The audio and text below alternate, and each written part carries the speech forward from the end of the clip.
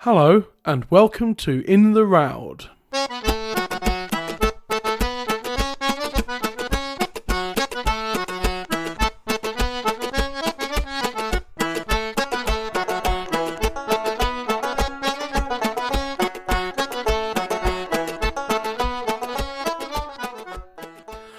Greetings and salutations, dear listeners.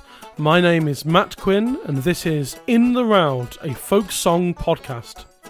Join me as we travel through the world of traditional folk song, one song per episode, in the order they appear in the Roud Index. Each episode will feature two guests, one providing a look at the history of the song, while the other will be a singer from the folk music scene to talk about their own version of the song. We're now in the middle of Season 3, and this is Episode 8. This week we're looking at the song labelled Roud 28, which is Child Ballad number 17, Hind Horn. Later on we'll hear from our singer guest Rachel Newton, but for now let's take a look at the history with his first contribution to In the Roud, David Atkinson. Well, a big hello and first time welcome to In the Roud, David Atkinson. Hello. Hello. Hello, how are you? How's things? I'm pretty good. They've perked up a great deal in the last few days with the appearance of the sunshine at long last. So we're all good here. Excellent. Yes, I sat outside in my back garden yesterday and had my lunch, which was the first time this year where it wasn't particularly warm, but it was not cold enough to stay inside, you know. Yeah. Well, I've been out with walking group this morning, and we had coffee outside, and took my jacket off. Oh, wow.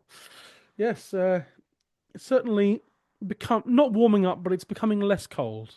That's right. Yeah. I mean, I must say, in case anyone gets confused by this, we're recording this on the 7th of March, and this episode will go out on the 2nd of April. We're just recording this quite ahead of time. So in terms of, we're talking about the weather in terms of the beginning of March, but we're a few weeks ahead. So that's fun. Yes. Well, first of all, it's very nice to meet you. Yeah, nice to meet you too. It's most of the people I've recorded so far for the podcast on either side of the episode have been people I know very well, and I'm now, as this goes on and we're in season 3.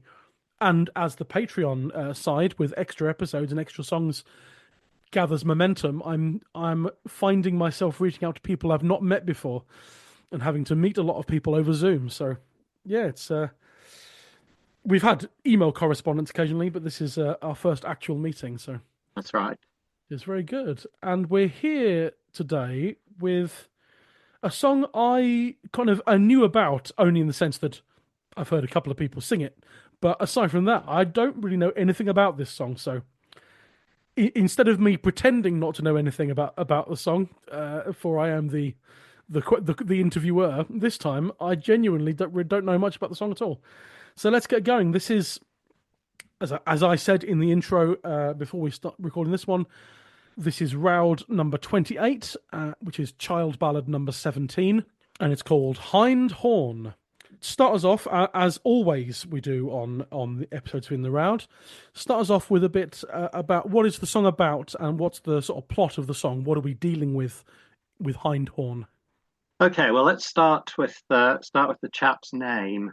His name really is Horn. Hind is a Scots word which means something like youth or young fellow, and it was used for farm servants in Scotland, but it becomes a kind of ballad, an epithet in ballad usage, which seems to mean something like sort of courteous, gentle, but also with the implication of a young man, and perhaps the general idea that he's an attractive young chap, which of course will be important to the plot. Now I've kind of summarised the plot. Hind Horn has served the king for 7 years, and he and the king's daughter Jean, obviously she's called Jean because she's Scottish, and they're all called Jean. have fallen in love. She gives Hindhorn a jewelled ring and tells him that so long as the stone keeps its colour, he may know that she is faithful. But if it changes its hue, he will know she loves another man. The king, her father, however, is angry about the relationship, and Hindhorn goes to sea, and some of the versions are a bit more explicit that the king sends him off to sea for a long time. Then one day, after 7 years, he sees that the stone has started to grow pale, and he sets out to return to the king's castle. When he arrives there, he meets an old beggar who tells him that there are preparations going on in the castle for the king's daughter's marriage. Hindhorn then persuades the beggar to swap clothes with him, and when he comes to the castle gate in disguise as a beggar, he begs at the gate for a cup of wine. And bride herself, the king's daughter, comes down to give him a cup of wine, and he drops the ring into the cup. And she sees it and asks where he got the ring. And he tells her that it was she who gave it to him. At that, she recognizes him. She declares that she will throw off her fine clothing and go with him from town to town as a beggar's wife.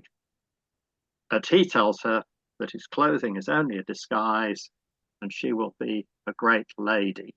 And the wedding that was in preparation is hastily called off, and Hindhorn, the king's daughter, are married, and I guess they live happily ever after. Oh, lovely.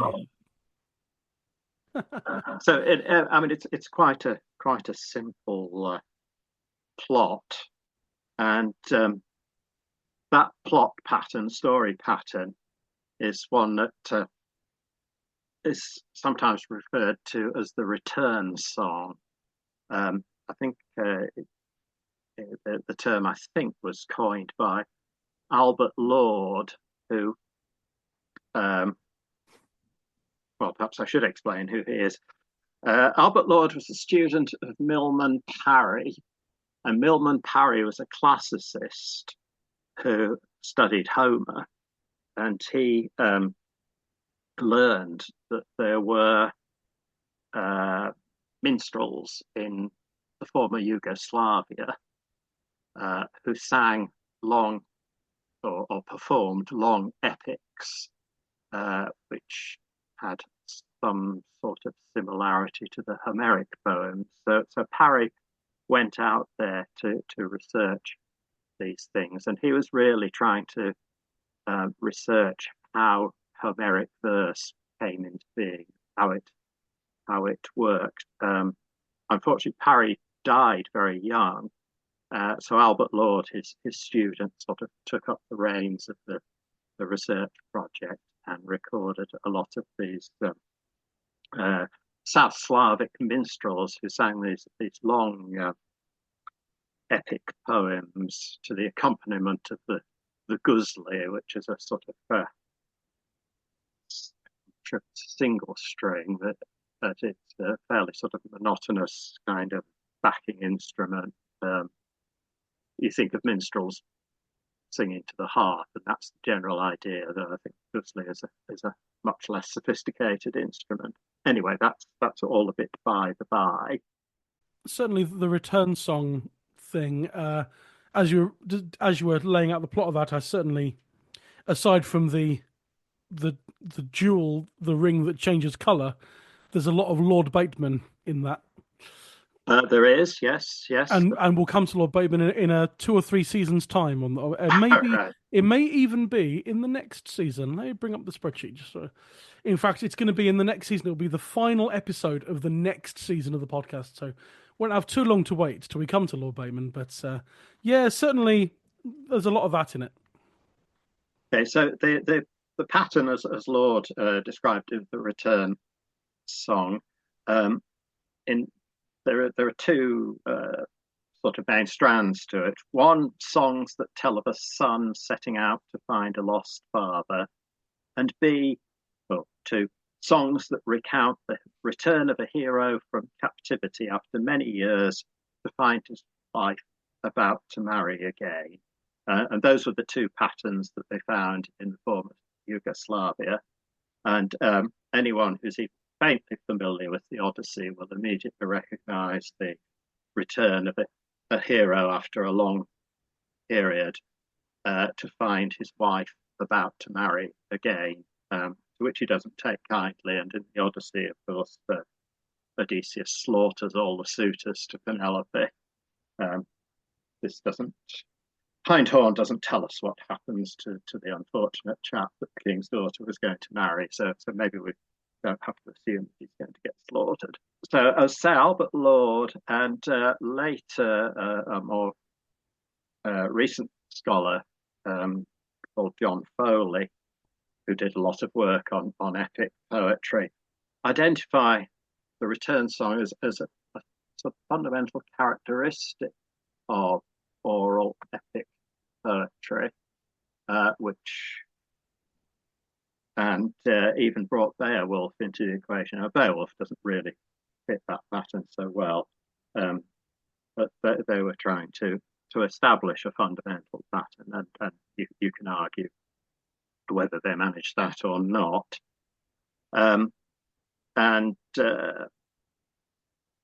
Foley, Lord and Foley together refined it into the pattern into four elements. So one, return after long exile; two, some kind of a test; three, delayed recognition; and four, restoration of the kingdom.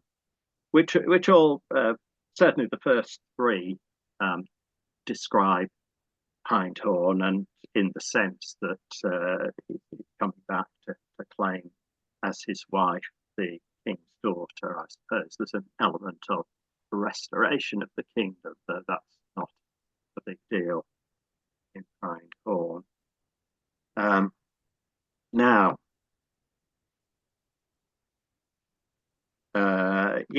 So the Return song is a fairly basic narrative pattern and lends itself to many different manifestations. And as you've already said, it fits Lord Bateman, and there's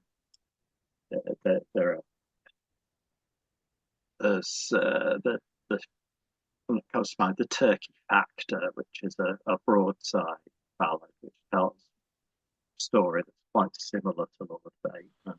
So in terms of Hindhorn, then,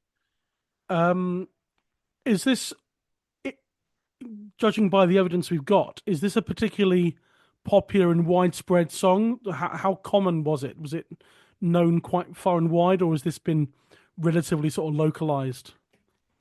It seems to have been relatively localized. I mean, all the earlier collected versions are from Scotland,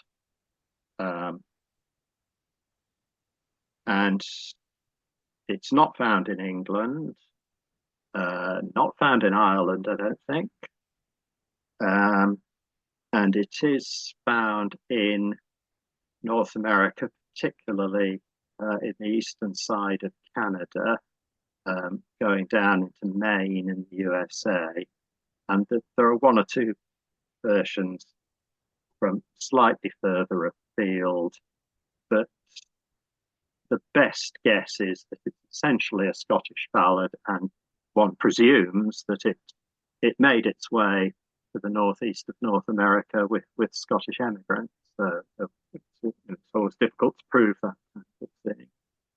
Sure. Now, the earliest versions that we have, the earliest versions in Child, come from the first couple of decades of the 19th century. In fact, the earliest published version is 1810, but that's in a slightly dubious publication of R.H. Cromeck's Select Scottish Songs. So that's certainly not to be considered anything like an original. it's in the manuscripts of William Motherwell. The manuscript itself is dated around about 1825, but the contents were obviously collected over a period prior to that. So you have to be careful sometimes with child, don't you? For the ones that are slightly dubious.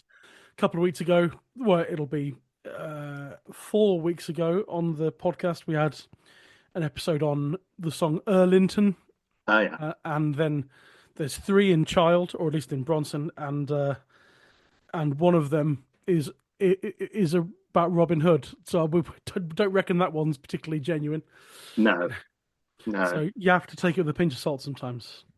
So the interesting thing here, I think, is that it appears in the record at the time of the Romantic era ballad revival in Scotland, when people were actively looking for ballads in Scotland.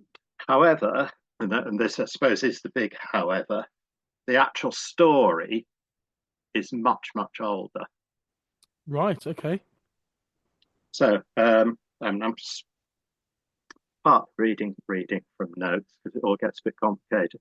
There's a number of child ballads, not very many, but that can be unequivocally linked with medieval romances, and these are long sort of verse stories, usually with quite a lot of sort of plot episodes. The others that sort of spring to mind are Sir Lionel or the bold Sir Ilas one.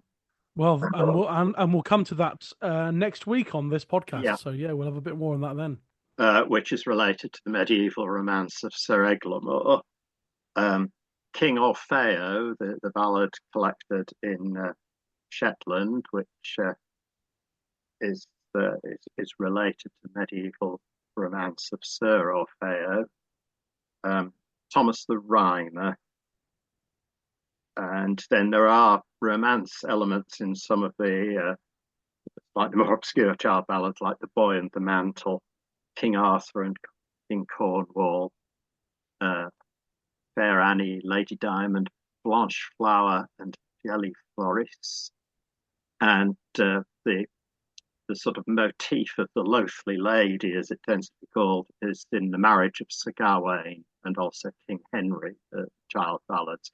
And that's a motif that we find in Chaucer, Gower.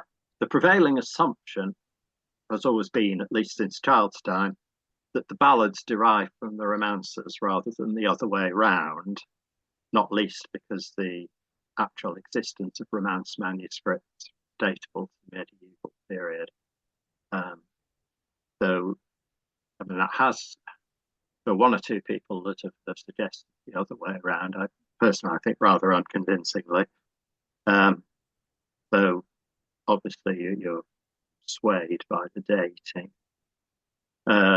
Some debate about exactly how oral or literary, how performed and how written down medieval romances were, how widely they circulated, whether they were essentially the property of minstrels who performed at the court for the elites, or whether they would have been more widely known.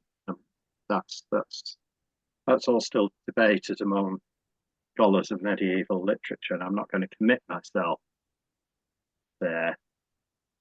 Anyway, shall I carry on? Because it's quite complicated, all this. That's fine. It's fine. Carry on. We've got the time.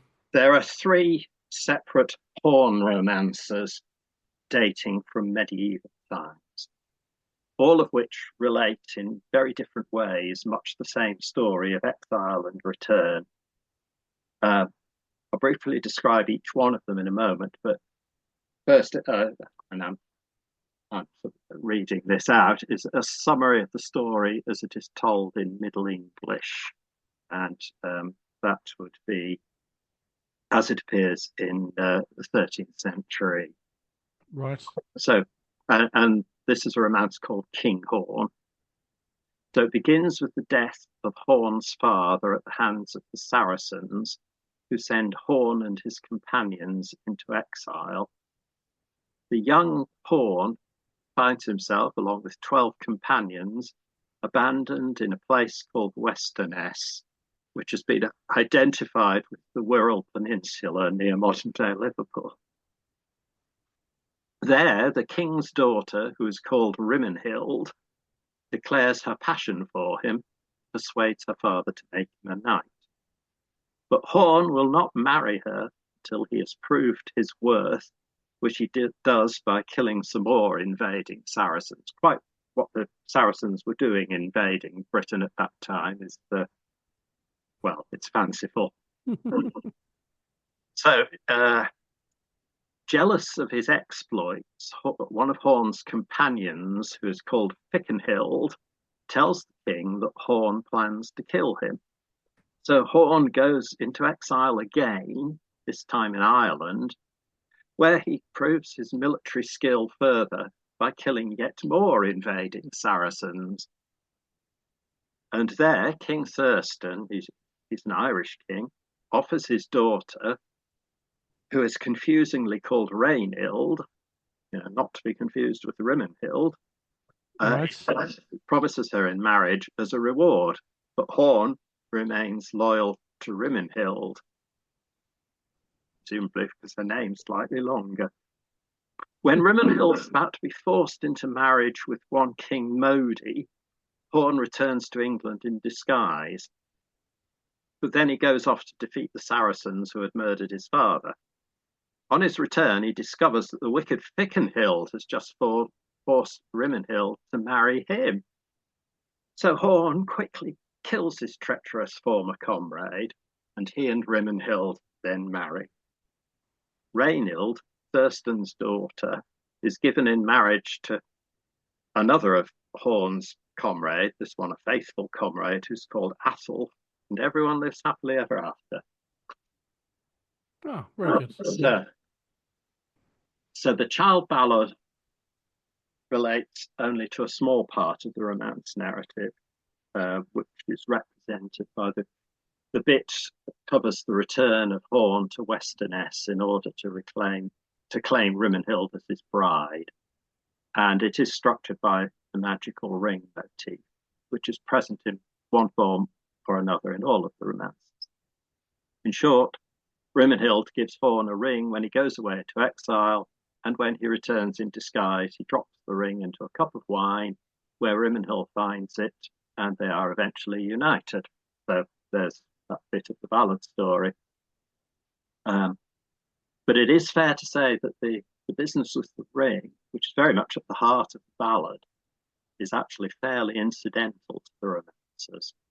And only in the latest of the three romances is it a magical ring, which changes colour and alerts Horn when Rimenhild is about to be married. So, as I've sort of glossed over, but sort of mentioned, we have three different romance narratives from medieval times.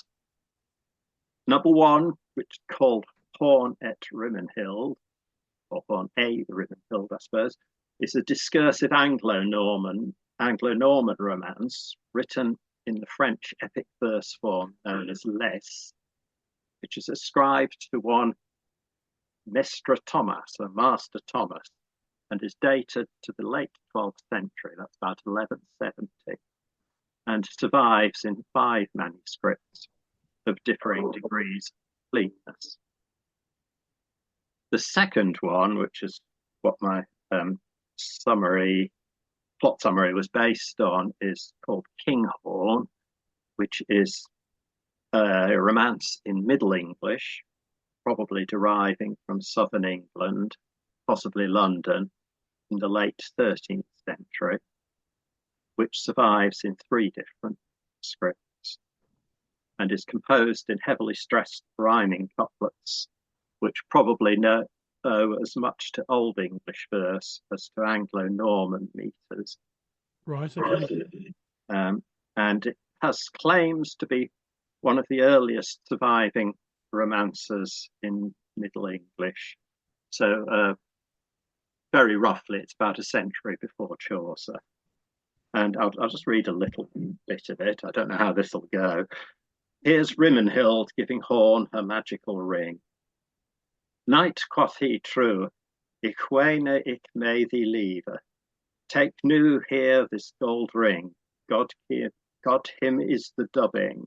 There is upon the ring, y graver Rimenhild the young. There is none better under sun, that any man of Telecon. For me love though it were, and on the finger do him bear, the stones be it of such a grace, that thou ne shalt in none a place of none dunties been of thrad, ne unbatailed beyond a mad, if thou look thereon and think upon the leman. So the ring has sort of a magical power that it'll protect Horn from his enemies, and if he looks upon it and thinks of his sweetheart, he'll never be afraid. Right, okay, yeah. Then the third one, which is called Hornchild and Maiden Rimnild, is a Middle English romance in 12-line tale rhyme stanzas of uncertain provenance, possibly Northern English, which survives in a single manuscript from the early 14th century, probably around the 1330s, probably compiled in London. Now then, the relationships between the three romancers and the child ballad have been debated at length and inconclusively. So, Hornchild and Maiden Rimnild, that's the last one, is actually somewhat closer textually to Horn a Rignell, Horn a Rimenhild, the first one, than it is to King Horn, the second, the other Middle English one. While King Horn is thought not to derive directly from the Anglo-Norman romance, but perhaps from a putative earlier source. Now, of course, it's always an easy way out of questions that you can't answer, just to suppose that there was an earlier source that's now been lost, but we all do that. But the Anglo-Norman romance is also thought to be the source of a later romance, a 15th century French prose reworking of the story, which was subsequently translated into English under the title of King Pontus, which tells roughly the same story, but doesn't have the Horn name. So I don't think we need to worry too much about that. And I mean, if anybody is still paying attention and can't understand my summaries of it, which I entirely understand, Child sets them out at some length. Volume 1. Child observed resemblances between the ballad and Hornchild and Maiden Rimnild, that's the 14th century romance, discoloration of the ring, elopement with the bride, but in the end he didn't posit any direct affiliation between the romance and ballad. The most recent editor of Hornchild and Maiden Rimnild, that's the 14th century one, notes further parallels with the ballad, things like reciprocal exchange of tokens, the demand for refreshment, and allusion to two weddings, which, to be honest, are fairly broad similarities. On the other hand, though the 14th century Middle English romance is thought to derive from something similar to the 12th century Anglo-Norman romance, there are also points of resemblance between the ballad and the Anglo-Norman romance that are not present in the later one, such as the sea voyage, the meeting with a total stranger, the lady's question about the provenance of the ring, deliberate testing of her good faith, which in the editor's view make it impossible to dismiss Hind Horn as no more than a late derivative of the of the later romance alone. So basically, we've got this. We've got three medieval versions of the story, and you can find, if you're looking for them, similarities between the ballad and all three of them. But, well, in my opinion, you can't really find anything conclusive that says the ballad is definitely based on one of them. On the other hand, intuitively, it has to be in some way based on the story that they all tell. Sure, yeah, of course. So after that, then going back to that first, what was it, 1810 or maybe 1825? Yeah, Since then, what's the what's the development been like? Has it been collected much, or is it written down much, or is it how is it has the song sort of developed in any way between what there was in Child and if it's ever sung now? What's in terms of what all the collected versions we know of? Has it changed much? You know. no, my impression is that the collected versions, it, it's it's a neat little story, and it doesn't really lend itself to a great deal of elaboration.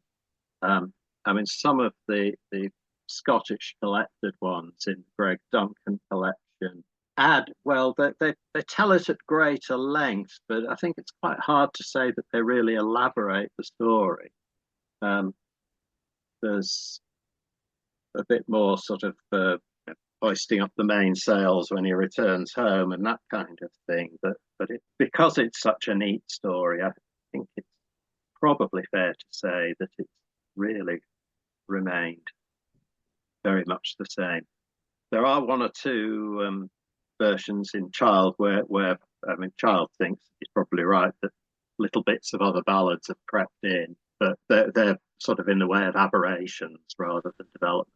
Right. So yeah, it hasn't. There's not been much development or variation within the words, the text of the song, and I've just been scrolling through the 23 different melodies that are compiled in Bronson's tunes for the child ballads, and almost all of them. There's 23, and I did note down that I'll come to number 23 in a minute, but versions 1 to 22, I think, are essentially the same kind of thing in terms of they're all in minor key. Predominantly, they're all written out in G minor, usually, in Bronson. All in 4/4, the common time signature, and all tend to go along in this fashion with slight variations, but the melody follows the same kind of pattern of number 8, which I assume is the most, to me, the one I recognise the most, which was an Aberdeenshire one from 1906 in the Gregg manuscript. I'm going to attempt to sight sing this. Ya da da. Da da da da da ya da da da ya da da da da da da da da da da ya da da da da da da da da da da da da da da da da da. And now I will attempt that with the words. Hey, horn-bound love. No. Hey, horn-bound lovey. Hey, horn free. Where was ye born, and in what country? It was in fair Scotland that I was born, and back to fair Scotland I will return. Something like that. But that's as soon as I had a look through these melodies, I recognised that straight away. However, I couldn't bring the name to mind until you said, "But it's Logan's Braes, isn't it? It's Logan Braes." Which is Roud 6,842. I'll never get to that on the main podcast, but it might turn up on the Patreon. The idea of the Patreon is to cover songs from much further on in the index. And so Logan Braes. But that pretty much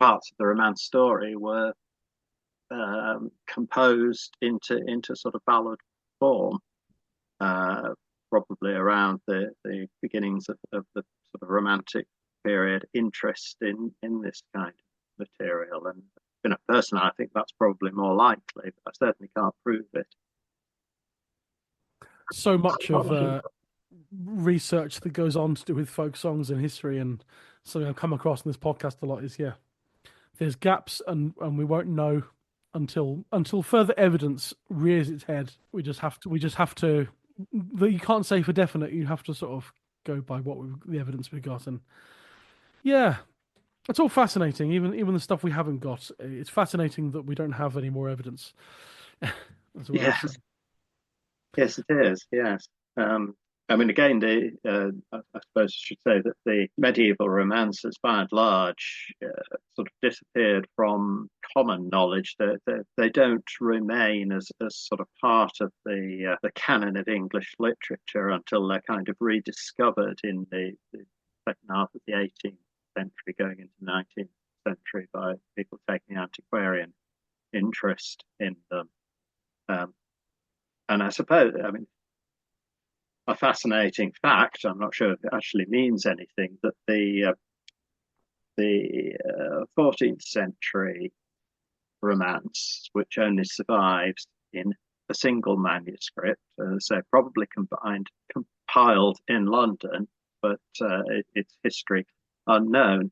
But that manuscript passed into the hands of Alexander Boswell, Lord Auchinleck, who was the father of James Boswell, the biographer of Samuel Johnson. Presented it to the Advocates' Library in Edinburgh in 1744. Right. So there was one of the romance manuscripts in Scotland in the middle of the 18th century, which is a fascinating fact. But yes, but that's just what it is, a fascinating fact. Indeed, whether it ends up having any bearing on the history of Hind Horn that we want to look at. Yeah, I've no idea. The evidence isn't there, but we need more evidence than just that. But yeah, is not to be for the time being, anyway. No. There's certainly enough to suggest that the ballad did take off at that period that we've talked about, the beginning of the 19th century in Scotland, and there's enough copies from that time to suggest that it was difficult to say whether something's popular, but that it was in circulation. And then it's there in the Greg Duncan collection, more or less a century later. So it did take hold in Scotland, and that would be the guess as to how it got to Canada and so forth as well. Right, of course. Brilliant. So then, as usual, we do a sort of recommended listening section, and as this is the first half of the episode, this is in particular relation to field recordings and traditional singers. And there aren't that many, but there are some. We've had some episodes where there's been just nothing, but there's a handful to deal with here, isn't there? That's right. Yeah. So what have we got? What have you got for us? Well, though the Roud Index lists a number of recordings of traditional singers, most of them I've not been able to access.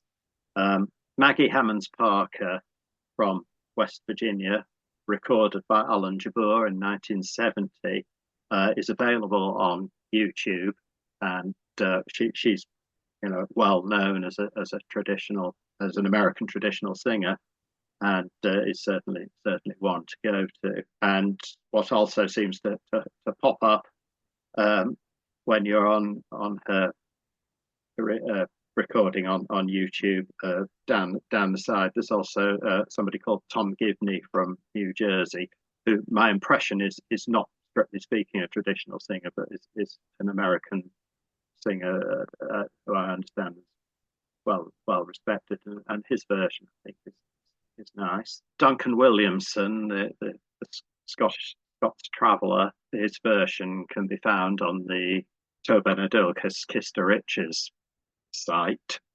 So that's fairly readily accessible. Yeah, and I've just noticed. I've just noticed also on the Roud Index that there's a recording of Jeannie Robertson as well. No, that's an error in the Roud index. As far as I can tell, it's not the same song. Is it not? Okay, there we go. This happens occasionally. I had to email. I mean, people will have heard this on the podcast already. 3 weeks ago, we did the episode on Route 25, which was the Fair Flower of Northumberland, and Sandra Kerr joined me for that one on the history site, and we went through the Route Index, and there was Route 25, Fair Eleanor, in a songster printed in New York, Oh, and well, uh, and yes. then we discussed it on the episode, and after we recorded that segment. I then emailed Steve Roud and said, "I'm just curious about this one. Is this a mistake, a mislabeling, or is this genuinely a solitary American printing of Fair Flower of Northumberland?" And he said, "No, no, it's definitely a mistake. It's an error in the Roud index. It's actually Roud 199, the famous flower of serving men." So yeah, it does, and I put a message in the I put a little announcement about that in the episode of the podcast as well, just to correct ourselves. But so there we go. Yeah, it's Steve, as always said, the Roud Index is not it's not without fault, should we say? Well, I mean that's inevitable. Yeah, no, the Jeannie Robertson is a version of the two brothers, and it's got the correct child number, but it's obviously got the wrong Roud number. Because I noticed that when I was looking at this sort of straight away, I thought, oh, Jeannie Robertson, that'll be easy. We can have that as a traditional version. But Actually, that Roud entry for it, Roud in his entry says Roud 28, but it says child 49. yes, that's the two brothers. That's the two brothers, right? Okay, Yeah. which is, and we'll actually come to that one in the next season of the podcast. The two brothers, it's child 49, but it's Roud 38, not 28. That's a mistake. Yeah, easily done. Yeah, so we'll come to that one. That will be episode 8 of the next season, which will be around about early July time. 2 episodes before Lord Bateman. There we go. It all links back up somehow. That's right. Cyclical manner. So not that Jeannie Robertson one then. But yeah, the Roud Index seems to just have Duncan Williamson as sound recordings in the Roud Index, but there's obviously others that we know of. And I also found someone a recording on YouTube of a 1958 recording of a Mr. Edmund Doucette from Miminigash, Prince Edward Island in Canada, recorded by Sandy Ives, of course, the folklorist Sandy Ives, Edward Sandy Ives. There also seems to be a recording of Sandy Ives himself singing it as well, which is you don't normally get to hear folklorists and collectors singing these songs as well, but there's a recording there as well, and I might play some of them if I can get my hands on some of those recordings. I'll play clips of a few of them in the episode break. Yeah. I mean, there certainly exist recordings made by Edith Falk in Canada, but I don't think you can access them on the internet. Right. Okay. Sure. Well, very good. I think we better draw this to a close. It's been it's been really fascinating. I think that was until 3 weeks ago when we did Fair Flower Northumberland, where the earliest mention of it, or at least text of it, is in the sort of 1540s. I think it was 1590s. That was at the time of recording the sort of furthest back in history we can go. But you have shot that into the dust with some links to medieval romance literature. Yes, well, of course, Child was keen on one of his criteria for selection was going back as far in time as possible, not necessarily saying that the ballads go back that long, but analogues and connections going back in time, so that they're in a sense deep rooted in popular folklore or something as he would see it. That's right. There's always a lot of mentions of Nordic strands and variants and things in the child ballads. Oh yes, very much so. I mean, again, that was one of his criteria for selection, that there were widespread analogues, which is probably one of the reasons why he didn't include a lot of 18th century broadside. Indeed. I mean, there is a book. I know that Vic Gammon's got a copy of the book. I can't remember what it's called, but it's something along the lines of songs that should have been in the child ballads but aren't. Yeah, I mean, yes, child the child ballads are what they are. Indeed. You can't really sort of say that he should have done something different. No, but there's a song coming up. In fact, it'll be the first song in the next season coming up in May. Roud 31, The Trees They Do Grow High. And I've heard quite a few people say, well, that we don't really know why Child didn't include that. So, I better get a copy of that book and have a read of it. Yeah, well, I don't know. I don't know why he didn't include it. There we go. Songs that should have been in the child ballads but aren't.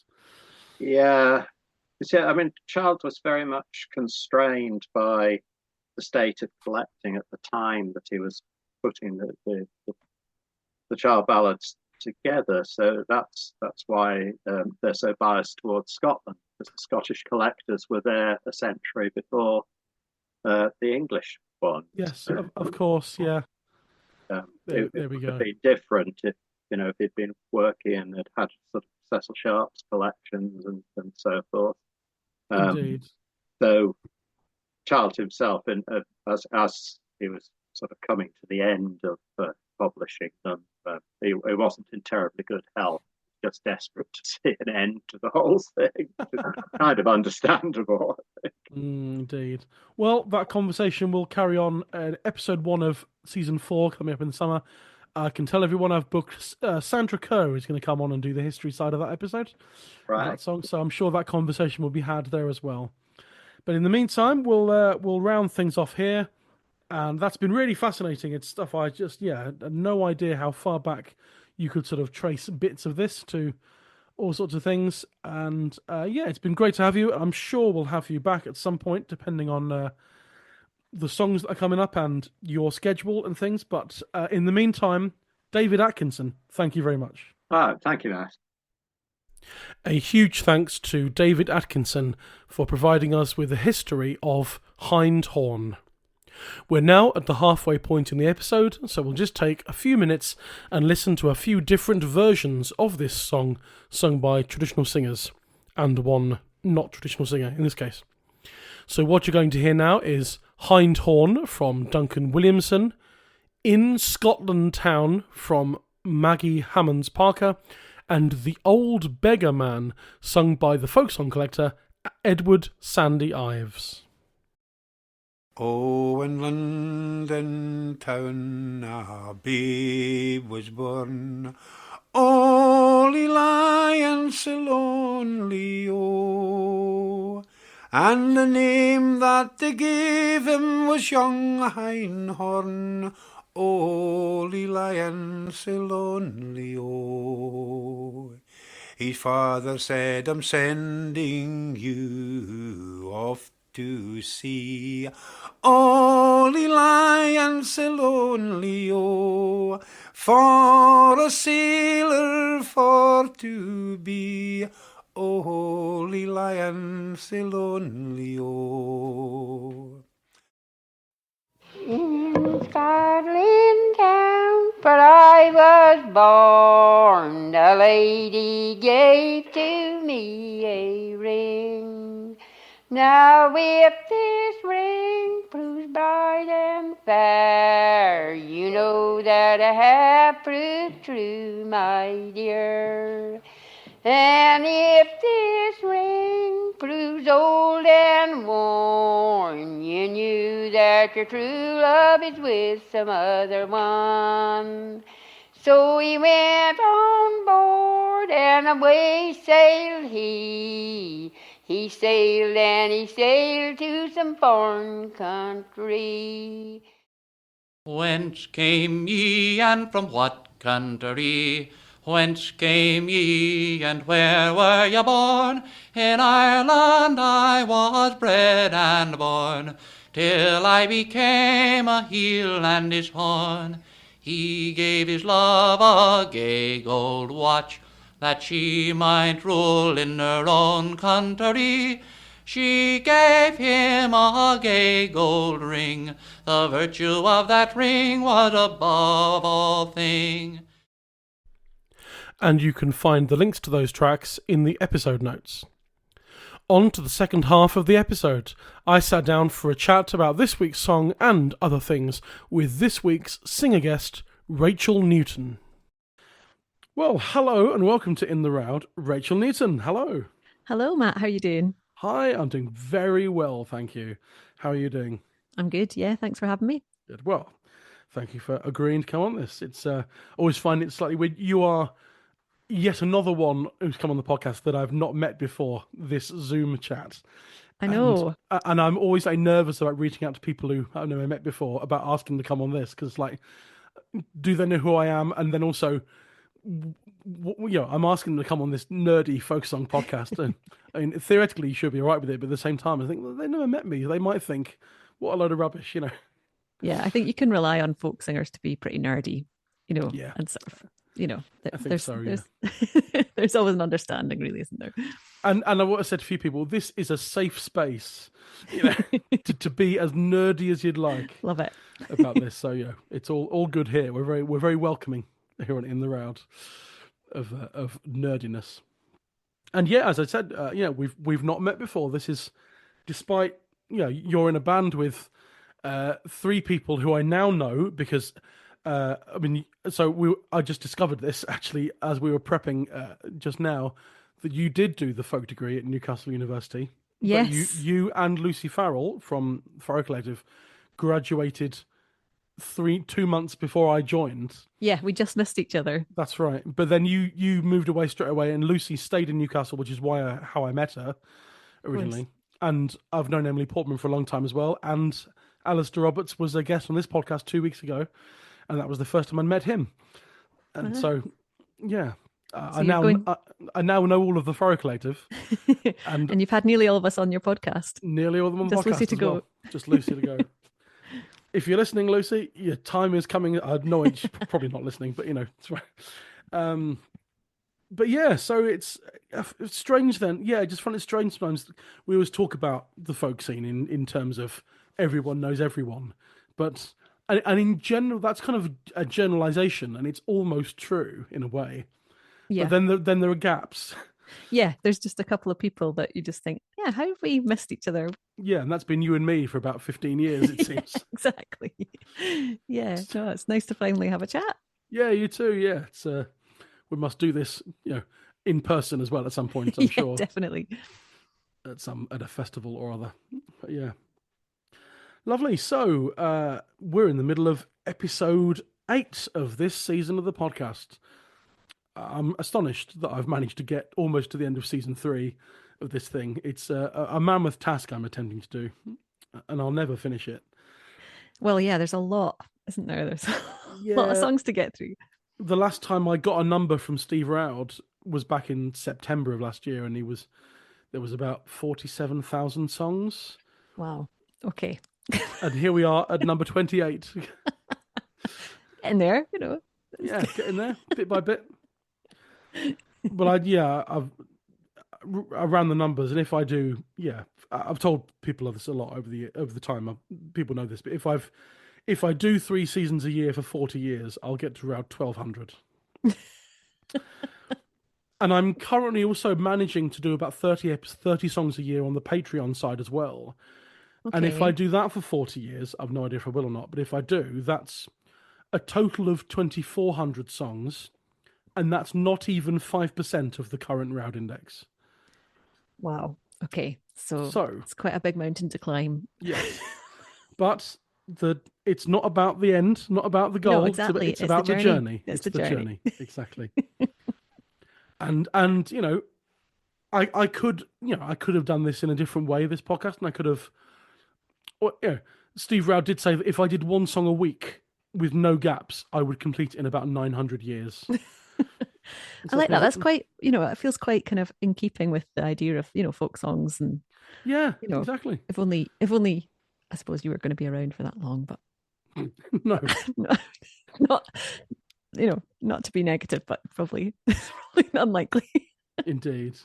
But you know, I thought about. I did consider doing like 2 songs per episode at one point to try and get through more songs.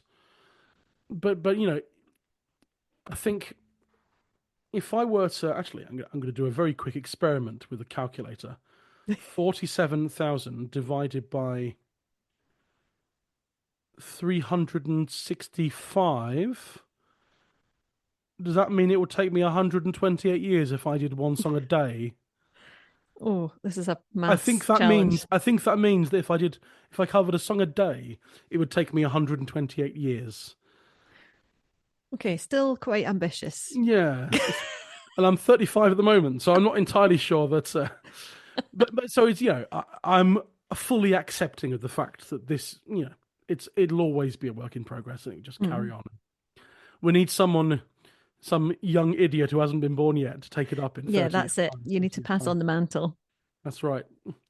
Here, take on this lifelong work that won't pay. It's great. You have a good time. Sending emails for the rest of your life. Anyway, it's all good. I love doing this and getting to chat to people and be nerdy about songs. And yeah, this is a song that I was kind of aware of and had heard.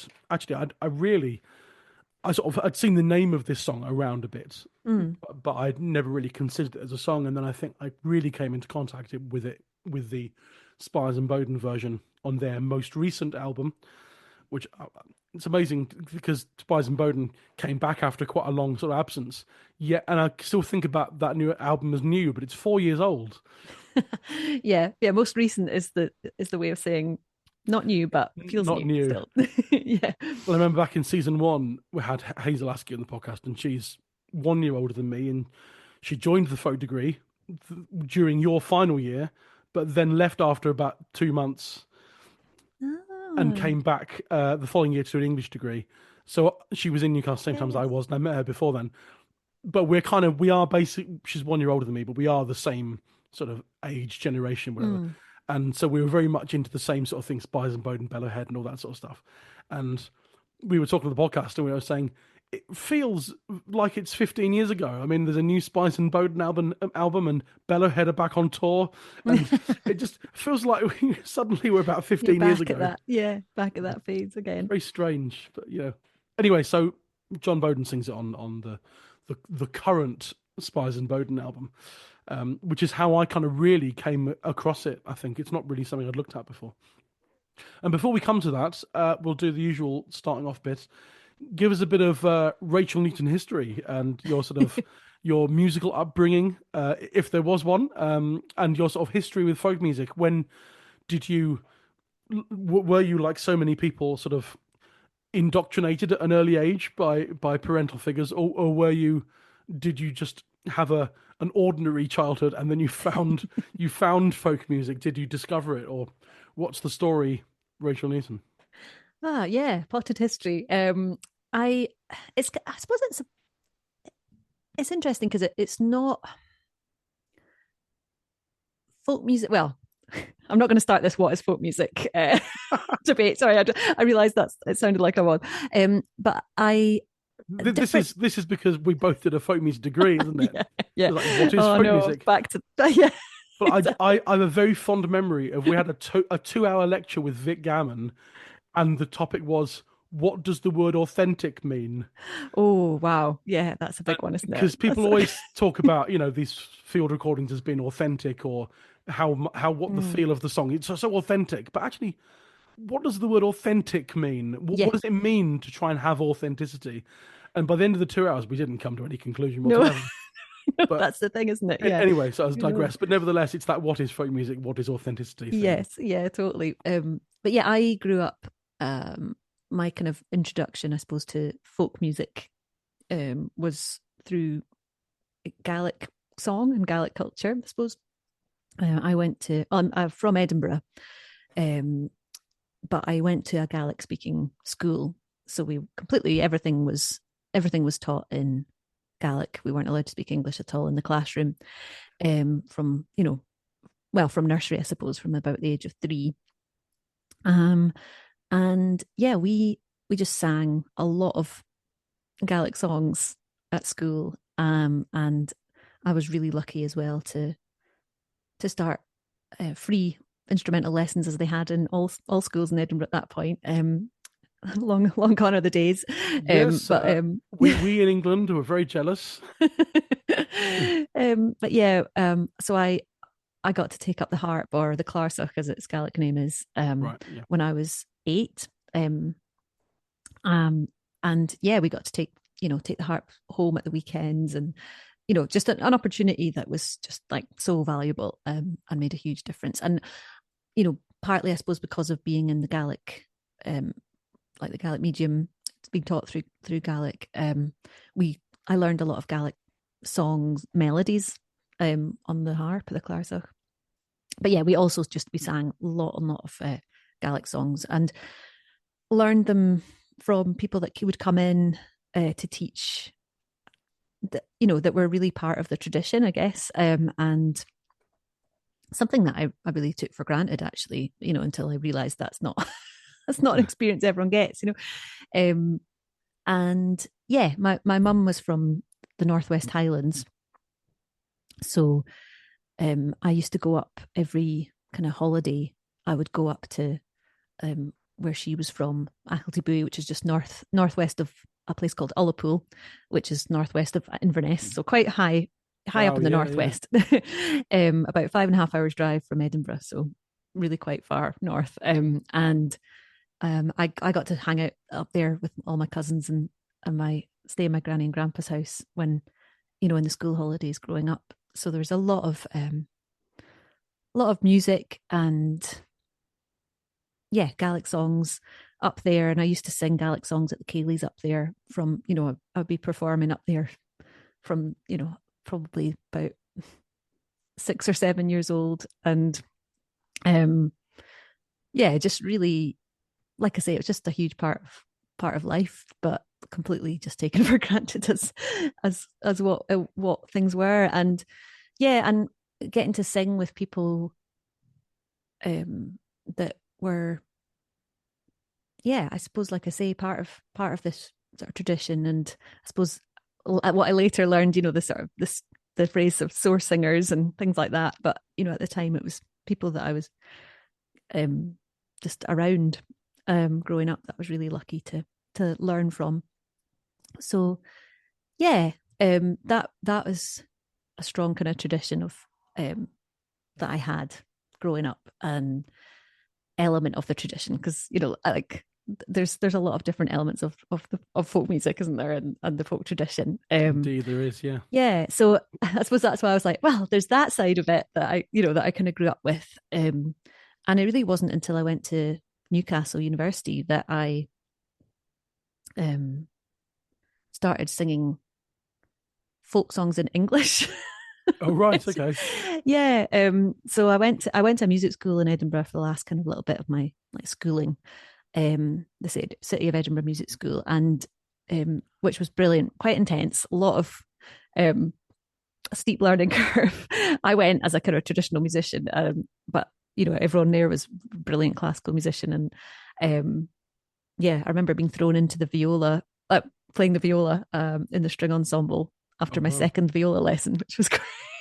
Wow. Okay, that was quite stressful, but I'm glad of it all now. It was great. It was a great experience. But I did jazz singing there, actually, and that was my first time really singing in English. So I guess I was about 16 or something at the time. So I was singing these jazz songs, and then I was singing the Gaelic songs, and I didn't, like I say, it wasn't until I went to university that I really sang like an English folk song. And when I say English, I mean in the English language, not necessarily from England. But it was interesting when I went, because my singing teachers, I was lucky enough to be taught by Sandra Kerr and Chris Cole mainly, and I obviously had lots of guest tutors as well. But I think some at first they were like, oh, should we want to sing like Scots songs, and and actually that wasn't necessarily like a comfort zone place for me, because I hadn't really grown up doing that, like I say, I was singing the Gaelic songs.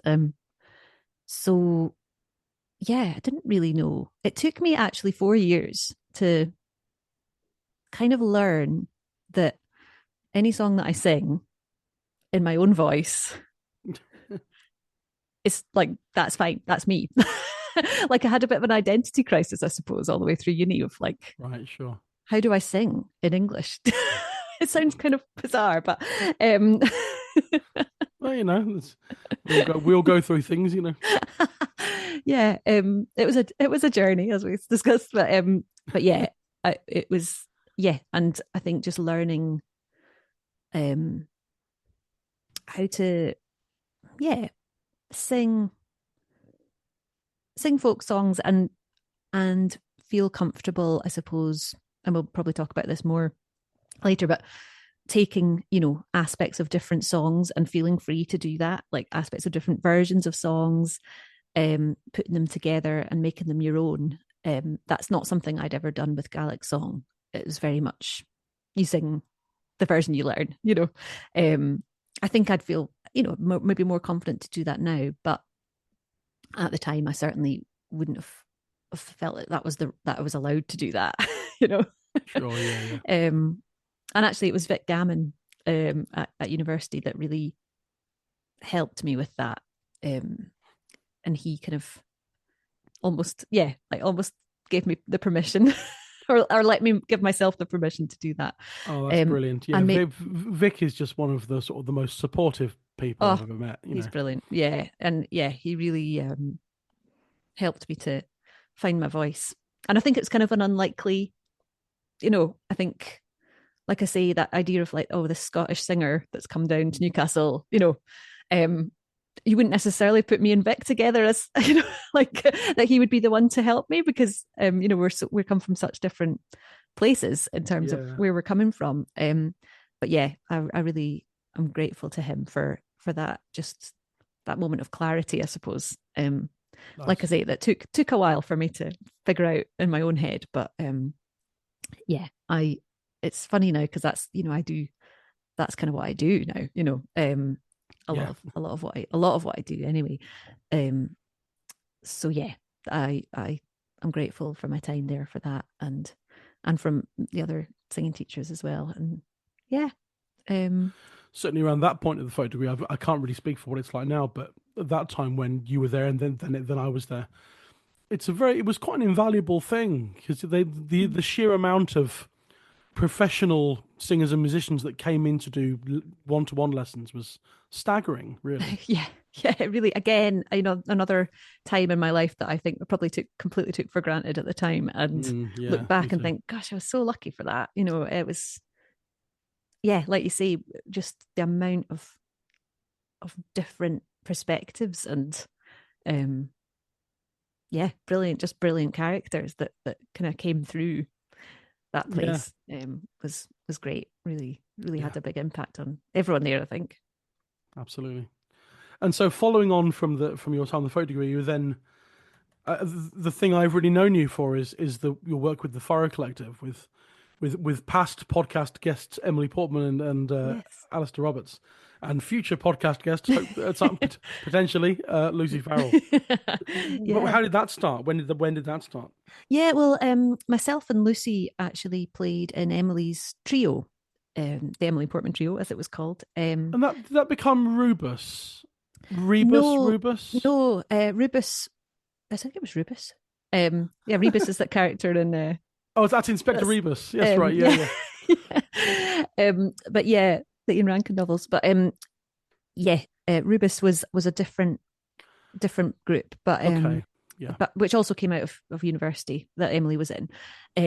But no, this was her own songs, her own like original songs, and she got Lucy and I to sing and play with her on her final recital at uni. So that was a while ago. In Hall 2 of the Sage Gateshead. Exactly, yes. Yeah, I did the same thing myself. It's marvellous. Oh, love it, yeah. Again, that's how lucky we were that our final recitals were in that venue. What a venue, I know. Brilliant. It's astonishing. So that really, I think that really elevated, for a lot of people at the time, in our year anyway, it felt like it really elevated our performance like skills, just to be aiming for that final performance in that venue. Absolutely. But yeah, Emily was a couple of years above us at university, and so she asked us to play with her on that, and we did, and absolutely loved playing with her. And then kind of went on, it became the Emily Portman Trio, and we toured around and made albums and things for a good few years, and then we kind of wanted I suppose a place for we all and including Alistair, in the Furrow Collective, we all write our own songs or and compose our own music. But we all wanted a place, myself, Emily, and Lucy wanted a place for traditional songs that we love singing, that wasn't maybe like one person's project. It was more of a collective. Well, hence the name. And somewhere where we could all kind of be like take the lead at different times, and or as we like to do a lot of harmony group singing as well. So we asked Alistair to join us, and luckily he accepted. And we became the Furrow Collective. I think Furrow, actually, Emily's record label at the time was Furrow Records. So Furrow was a name that was in our head, and I don't know, just became the Furrow Collective. Very good. That's And several million albums later, here you are. It's not quite. There's about 4 or 5, isn't it? I think. Yeah, I don't know. Yeah, I think is it 4? We've done a couple of EPs as well. Okay. Yeah. So yeah, right, so. Muddies the waters a wee bit, but That's right, and we worked with Andy Bell, our producer, and record label Hudson Records. In fact, we were the first release on Hudson Records with our second album. Oh, very good. Excellent. Yeah, claim to fame for us. But we worked very closely with him on our, on our music as well, and it's been really fun. I think for all of us, it's just like I say, it's that home for traditional songs for us. I mean, we all do that out with that as well, but it's where that's all we do in the Furrow Collective. It's really it's nice to have that place for it. Absolutely, there's always a place for it. It's good. And so, and the Furrow Collective is where you sing Hind Horn. It is this week's song. Yes. So, was this a song that you came across through the work with the Furrow Collective, or was this a song that you were previously aware of? It's actually a song that I learned at university from Chris Coe, who was one of my singing teachers. The wonderful Chris Coe. Yeah. She was a brilliant force of nature, really, and for me at university. And we did a lot of. I think what I really related to with Chris was the fact that she had so many strings to her bow, so to speak. She was involved in lots of different art forms, and we did a lot of we made a lot of strange noises in our lessons. Well, I didn't know about any of that until I went to her funeral. Oh, really? And they talked about all the other stuff and her daughter's sort of art and theatre work and things, and how involved Chris was in that, and I had no clue about any of that stuff. Yeah, she did some amazing stuff, and we I always remember her talking about, warming up and warm-ups, and and we talk about warm-ups and things like that as singers, but it can be a bit dry, and but yeah, with Chris it was just this very kind of holistic kind of mindset, power pose ideas of getting yourself into that sort of performance headspace, and a lot of that kind of those elements of performing and stuff from Chris that I learned that were really invaluable, actually, as well as the songs, and one of which was Hind Horn, which is it's always just stuck with me, really.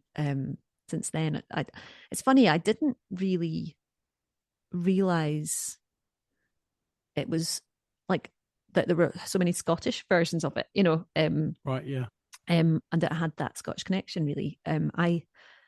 Until later, I think. But there is a line from another version in it that I like, about being from Edinburgh. I think it's near Edinburgh a child was born and his name was young Hind Horn, Yeah, which doesn't feature at all in the version I learned from Chris. But but yeah, I later learned that and thought, oh, that's a nice little connection to my hometown. There you go. So yeah, all these little things have kind of over the years have kept my interest in it. Well, that's good because last week on the podcast we had Katie McFarlane on. Oh yeah, and for the Bonnie Banks of Fordy song, which is also called the Bonnie Banks of the Airdrie, and she's from and lives in Airdrie. And so we had a good chat about that. That's it's those little connections just kind of keep you going. Yes, and the fact that she would never have described Airdrie as Bonnie, but whoops, I might have cut that out of last week's episode. We're recording this before I've edited down her chat, so I'm not actually sure what's left in her chat. But anyway, never mind. It's all good. We love Airdrie. We love it. I've never been, but I'm sure it's lovely. But it's nice sometimes when places are the sort of locations are mentioned in songs, but then it's nice when they're recognisably somewhere that you know, or at least are aware of, and then sometimes it's somewhere that you'd never heard of and you can't even find on a map. There was a song that Martin Carthy used to sing. It's the song Geordie or something. The one about he's been imprisoned for stealing the king's deer, and his sweetheart goes to try and set him free.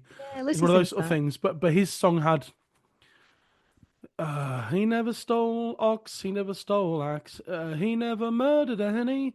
Something, he murdered all of the king's wild deer and sold them in Bohenny. And the place Bohenny, Bohenny, even Martin couldn't find that on a map anywhere. The place Bohenny, so we've no idea about that. No idea what it is. So sometimes you get place name songs that just don't mean anything. It's complete mystery, yeah. I think what was nice about that was it was like after I'd learned, after I'd already committed to like, right, this is the song I'm going to sing. And then it was like a little bonus of like, oh, that's like a little reaffirmation.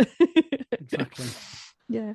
But yeah, so Chris, I think she kind of put her version together from lots of different sources. So you were completely unaware of this song before Chris brought it to you? I was completely unaware of it. And in fact, I didn't hear it.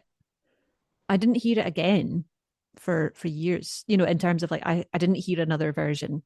And, I think now, it's funny because I think I saw it, I saw the song in the child, like I read the different versions and stuff, but I didn't hear it again for a long time after, in fact, until fairly recently, I suppose. Considering I learned it, when was I at uni? I'm not sure how long ago it was. Longer ago than you, anyway. A little bit. Yeah, by a couple of months. Exactly. But the songs come in waves sometimes. You don't. Some songs were like. There was one song a few weeks ago on the podcast. I can't remember which song it was. That someone like Nick Jones did it in 1971, and then someone did it in 1972, and someone did it in 1970 on albums. And it's like, so there was obviously that song was in the consciousness at the time. Yeah, it was. And then zeitgeist. Yeah, and sometimes, and then it, no one, according to at least going by the main Norfolk listings, it appears that no one recorded it for 20 years, and then suddenly 3 people recorded it again. It's sprung up again. Well, I think I'm just looking at the one for this. I mean, there's 2 new Hind horn renditions coming this year on albums, and before that there was the Spies and Bowden one in 2021, and there hasn't been one since 2015. Back in fashion, so it's sort of it appears to be quite popular in the early 2010s, and now in 2025 almost. It's it's funny that apart from the Spies and Bowden 2021, but the same kind of thing. It's all somehow a song goes out of fashion for a bit or whatever, and then just suddenly turns up again. A few people have remembered it. And I think for me at the time, and it's something that I think is still kind of important, but maybe not as much. But I think I really sort of wanted to sing songs that no one else was singing, or not no one else, but I wanted to sing songs that weren't too that popular. Or didn't know lots of other sort of modern versions of. I would say in a way that I've probably softened on that view now. I think maybe maybe with a bit of confidence and self-confidence and self-belief in that, well, you do your own version, so it doesn't matter if there's lots of other versions, and that's kind of fine, you know. I think maybe before it was like, oh no, I can't sing that because so and so has done it already. You know? Well, there's a little bit of that in I think for me as well, but yeah, I tend to sometimes at least seek out versions of songs that haven't been sung a lot. You know, exactly. Have your own spin on it a wee bit. I think that was definitely an appealing thing about that song, about Hindhorn at the time. And I suppose when I brought it to the Furrow Collective all those years later, I still felt like, I don't think many people are doing this. You know, it's certainly not as well known as there's certainly a lot of child ballads that are significantly more popular or widespread and in the zeitgeist almost, you know. So it's a very interesting one. So so you brought it to the Furrow Collective then, and so it's Hindhorn is on our first album, so I think that was maybe 2014, thank you. So gosh, that's over 10 years ago. That is 11 years ago. 11 years ago, my goodness. So wow. Sorry, I did know that, but so it was one of the. A side note, you recorded it in the same room I recorded one of my albums in, the Underbank really? Schoolrooms In Sheffield. Yeah. Oh, the Underbank Schoolrooms. Yeah. Oh, that was a really nice space to record, actually. Yeah, we did the second Dovetail Trio album in there. Oh, nice. It's a nice space. Really nice space. Except at 5 p.m. every day when the traffic gets a bit better, a bit more frantic, you know. I do remember that, actually. Yeah. But, no, we had a great time recording that album, and first times always like it's always special with the first time recording with people, and obviously Emily and Lucy and I had recorded together before, but in this kind of new capacity with Ali, and it's always been the case with the Furrow Collective that it's been really everything's come together quite easily in terms of the arrangements. I think it's the song is the thing, I think, with us, and then we don't like to be, I suppose, we don't like to overcomplicate things. That's a very polite way of putting it. And I think there's always been that confidence in the songs, you know, themselves, with the Furrows, and just like, what can we do to support this song? But it doesn't have to be overly complicated. I think that's it really, and it quite I hate to use the word organic, but it's quite sort of organic the way it's sort of things come together for us. And that's always been lovely, and always been, I think I've always really enjoyed playing in different types of bands or projects and having different meeting different challenges, you know, in terms of arranging and writing, or, you know, how interpreting songs or however it is. And I suppose the other band that I was in, like at the time, the She, we would do quite much more complicated arrangements and really get stuck into the arrangements, and you know, maybe be playing some like faster tunes, and you know, it was just a very different kind of band. And I loved that contrast of the two at the time. And so the Furrows, we came to do our arrangement of Hindhorn. I'm just harking back in my memory to that. And I mean, the main thing that sticks in my mind is Lucy's, because we still perform this song, by the way, at most gigs, actually, or at least, I think we might have had a little break from it and we'll come back to it. But Lucy plays this kind of Collegno sort of bouncy, like wood, like with the wood of her bow, I haven't kind of heard rhythm. the phrase "collegno" in quite a few years. That's very good. Sorry, I don't know. I wasn't expecting to. Well, it's just not it's not a piece of direction or a description that turns up in folk music. But you're quite right. It's that bouncing the wood of the bow on the strings. Yeah, collegno, fantastic. Yeah, I haven't said that word for a long time. But yeah, so she does that, and that kind of sets the scene, I guess. It's always quite funny at gigs because the tempo actually, like if I listen back to the original recording, the tempo's gone up quite a lot, and Nice. I think I find that it's easier to sing a little bit faster because there's quite a lot to get through in a breath, and yeah, we sing it at quite a pace, and I think just because it's a nice contrast to a lot of the other stuff we do, just to have a sort of faster number in there, and much more upbeat and stuff. So, but yeah, it's always like Lucy sort of sets the pace, and you can always see the sort of slight kind of fear in her eyes of like, because it's quite an unwieldy thing of like just bouncing your bow, So I don't know how she does it. So That's she does it with a lot of control, which is very impressive. Never trust the person who's not singing lead to set the tempo. I know, it's quite a responsibility, isn't it? Yeah. And then Ali comes in with the guitar, and yeah, he's got such a great style of accompanying, that's really kind of unobtrusive and really sympathetic to the melody, and yeah, and actually I don't play the harp on the arrangement. It's kind of the case in the furrows. Sometimes I kind of don't. If I'm leading the song, sometimes I will, but other times I quite like just letting the others play. I think because I have such a, I suppose, in all the other stuff I do, it's all harp arrangements of songs, so it's kind of nice just to let it have a little rest for a bit. But yeah, so I don't play, I don't think. And then Emily comes in with this great little concertina sort of riffy thing in the instrumental, which for some reason, I don't know, it always just feels like a moment where she's sort of taking it away. Like Lucy and I always want to shout, "Take it away, Emily!" I don't know why.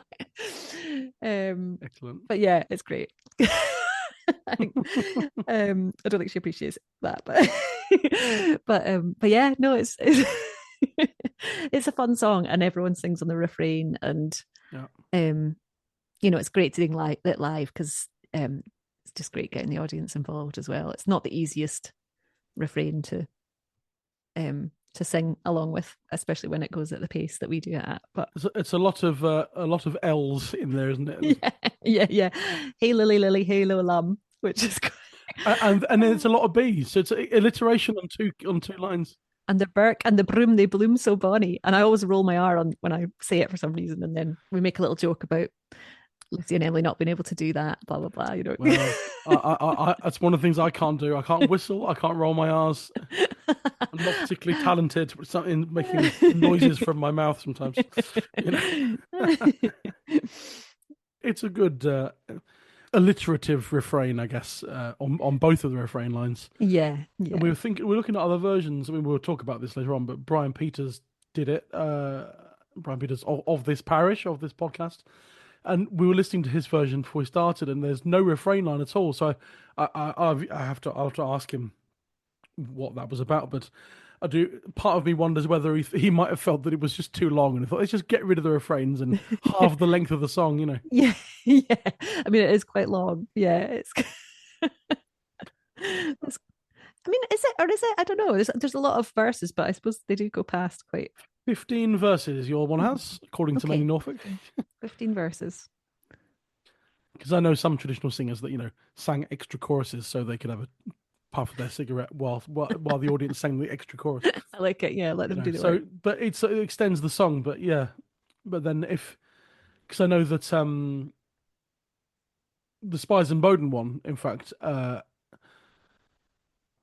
it's not a refrain, but the last line of each verse is the same, I think. Mm-hmm. In the morning, bright and early, I think it's called. Yeah, it's something like that. Yeah. And so but then this one and the Chris Coe one and everything has the refrains, and Yeah, it was interesting because I spent quite a while in the first half of this podcast talking about the tunes in Bronson, and as far as I could tell, the one that you sing and Chris Coasting wasn't there. But then I reading some Chris Coast leave notes said that she mentioned Bronson in there, so there must be one of those had some link to what she ended up singing. But it sounds to me like she's taken lots of little elements of lots of different versions, and it's funny because I suppose that's what I was talking about, kind of learning to do or learning that I could do, you know, and doing that a lot now. But I didn't do that with this song. You know, I very much, I think, as far as I can remember, I sing it pretty similarly to Chris's version. But her version is a mixture of things. So she's done the interpreting. she's done the work. You're just exactly. reaping the benefits. Exactly. Yeah. Exactly. Yeah. But yeah, because from what we could tell earlier with the tunes in Bronson, that they're almost all the same tune, which appears to be nothing to do with the one that Chris did. I don't know how it sort of turned up, because that tune that's in Bronson that is more or less the same in each one. Some of the sort of the little details change, but the flow and the contours of the tune are the same. It's the one that is also the tune for Logan Bray's. Yeah, and it doesn't, to me anyway, just listening to you in the earlier on in the episode, singing them, they're not the cheeriest of melodies. No, it's sort of minor, or at least it ends in a minor thing, but it's a bit modal, bit minor, but but the rising passage is more sort of that kind of major. Yeah. I was trying to formulate in my head whether I could sing the words of your first verse to the Logan Bray tune. Yeah, be interesting. I'm not sure I can do this. Young hind horn to the king has gone. Hey, lily low, and a hey ho Lola. He's fallen in love with the king's daughter, Jean, and the bark and the broom, they bloom so bonny. So something like that. Very different, isn't it? Yeah. Yeah, but it does give you I mean, as you'd expect, different melodies, the musical accompaniment, and even if the musical accompaniment refers to the tune of the song, the melody can give a song a completely different flavor. Yeah. And I would normally, my nature is very much to go for the minor modal tunes. Right. That's where I feel that's my comfort zone. Sure. But actually, with this song, I do. I mean, maybe it's just what I'm used to with it, but I do feel like it suits that, really kind of major, like, jaunty vibe. The words for me, it feels like it's an action packed, song with I mean, happy-ish ending for everyone apart from the poor original groom. yeah.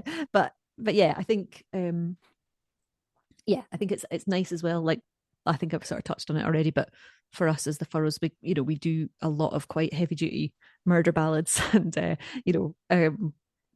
quite heavy songs, and it's nice to have this quite light song, both melodically and thematically. It feels like a moment of light in a concert or the album or whatever. Yeah, absolutely. And actually, having sung that just now, I've realised that although they're in different sort of whether in different keys doesn't matter, but in terms of the one that you sing is quite major and this one's quite, and the Logan Bray sort of variation is quite minor.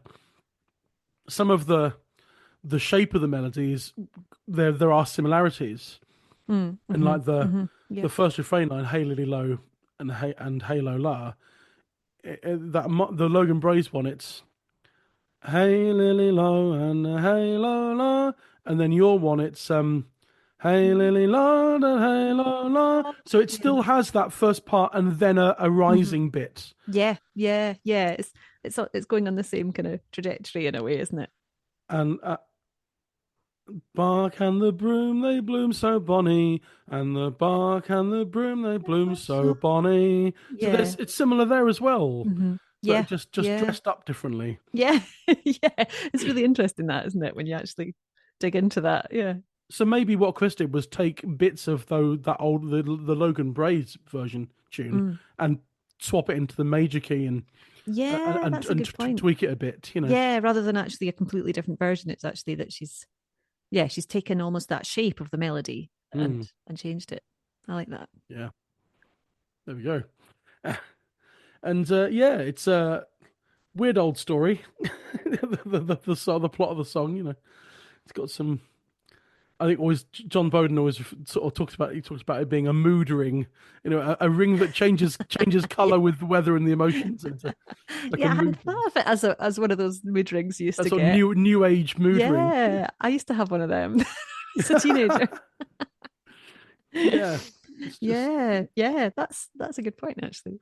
I quite like in this version where except in those days it was if you're feeling sad or it's raining, it goes blue. In this one, it goes blue if she slept with someone else. Yeah, it's someone else's feelings that you're getting in the mood ring, which is that's right. That's quite. Yeah, I quite like that little hint at the supernatural. But you know, it's quite like it doesn't feel like that's the whole song is. You know, you wouldn't think of this as a supernatural song as such, but it's just got that little hint of it there, which is nice. It's just treating the supernatural as a bit of everyday sort of things. Yeah, and that's something like certainly from, you know, my background in the sort of the Gaelic music tradition, you know, that was very much, you know, in like the West, sort of the Hebrides and the West Coast of Scotland, like, you know, all of these sort of beliefs in the other world just sat alongside, you know, all the other beliefs, you know, in a very kind of matter-of-fact way. So I quite like that. Well, yeah, this is. It's taken me to the second half of the episode to mention films. There's a thing in films with certainly in the Western world, sort of generalization, is that the supernatural is very much an otherworldly thing, and it's not part of the everyday. And then, but certainly in like Japanese culture, in sort of storytelling and things, the supernatural is just there. Yeah. There's one case in point. I won't go on too long about this because this is pretty off-topic stuff. Masterful Japanese horror film called Ring. And if you've seen it, a Ring. I can't do. I'm aware of it, but I can't do horror. Unfortunately, I enjoy it, but it stays with me, and like, I can't be on my own. Oh, I love it. It's so therapeutic. I always feel great after watching a horror movie. I feel like I'm ready for a good night's sleep after watching a horror movie. Oh, I'm jealous. Unless they're about spiders, in which case I'm up all night, terrified. Oh yeah, with you there. But so there's a whole thing in it about the phone. If you watch this videotape and then with some weird thing on it, and the phone rings, and then you'll die 7 days later. It's that sort of thing, and it's about a newspaper journalist trying to figure out the history of this and blah blah blah. It doesn't really matter. But at one point, she figures out one crucial piece of information during the plot, because her ex-husband is psychic, and it's just there in the plot. He just casually says, I am psychic, you know, or whatever. And then he has a kind of vision and realizes a crucial piece of information. But it's just there and no one bats an eyelid. But in the American remake, our lead, I think it's Naomi Watts playing lead in the American remake, finds that bit of information by going to, rooting through the old records in an abandoned mental asylum or something, and so actually doing some detective work. And so because you couldn't just have the ex-husband be a psychic, even though you've got all this other stuff going on, but the psychic, and everyone just accepts it for what it is, you know. So I think there is a little bit of a, not necessarily east-west divide, but a bit of a west and everywhere else divide, maybe, that in terms of sort of film culture that I know of, but to other cultures maybe, that a lot of English-speaking Western cultures are very much just accepting of the idea that, certainly in terms of creative writing, whether that be down to storytelling or up to sort of films, in terms of the budget of stuff, in storytelling and that sort of thing, the supernatural is just there, and it's accepted. But we, English American, you know, Western sort of, people just are not very. We can't do that. We can't do that without some kind of explanation, or it's a dream, or it's fantasy, or something. So exactly, no, it's interesting that, and in Hind Horn, it's just a passing comment, but it's not. You know, it's not expanded in any way. It's just is what it is. That's right. Which is why I think John always talks about it being a mood ring. Just I like that. He gets a laugh anyway. He gets a good laugh. Yeah. For those of us that remember, are they still a thing? I don't know. Mood rings? I don't know. I never had one. It wasn't my thing. I had a yo-yo. That was my thing. Yeah. There's a divide, isn't there? Some people had yo-yos, some people had mood rings. and Tamagotchis as well. Oh yeah, I never got to have one of those. No, Yeah. me neither. My parents wisely stopped me from having most of those things that kids had. But I did have yo-yos, though. They were awesome. Anyway, mood rings and stuff. Anyway, and this song, yeah, you get, as we were saying with David earlier, there's quite a lot of things in this song that are reminiscent of other ballads. And he was talking about those subsets of ballads. He had a particular name for those kind of subsets, but one of them was the return home thing. The return home. That was interesting. Because I instantly realized some of it was a bit Lord Bateman like in that sort of thing. The idea of someone coming home and finding that, but in Lord Bateman, it's her that returns or at least goes to search for him, and he's marrying someone else. You know. Yeah, there's lots of different versions of that coming home, isn't there? You know, for narrative, some more successful than others. Indeed, and Lord Bateman, it all ends happily because he goes back to the one who went after him in the first place. And I realised there's the song William Taylor, that song. It's one of those ones where he goes off to sea, and she then decides to go and find him again. He says he'll come back, but he hasn't. It's been his past time, as it were. And she goes out to find. She dresses up as a man, goes to find him, and she finds him in the arms of someone else, and she kills them both.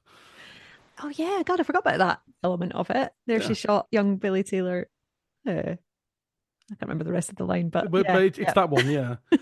So there's the whole thing about, you know, returning home ballads, or at least going off to find the person who said he'd come home again, or just one who said they'd stay true, you know, and all that sort of thing. Yeah. I sing a song, The Bonnie Lassie, that's like an updated version of the sort of narrative of the man coming home, and you know, he's been away for 7 years, like Hindhorn, and he pretends to be someone else, like Hindhorn, I suppose. But in this one, he sort of tests, and I guess, like Hindhorn does, but he doesn't do it in such an explicit way. But the guy in this version tests her loyalty by kind of trying it on with her as this other guy, you know, and then she says, of course, no, you know, my love's been away for 7 years, and I'm going to stick with him. And then, but yeah, this is a sort of updated version by Tony Cuff, the Scottish singer who lived in America.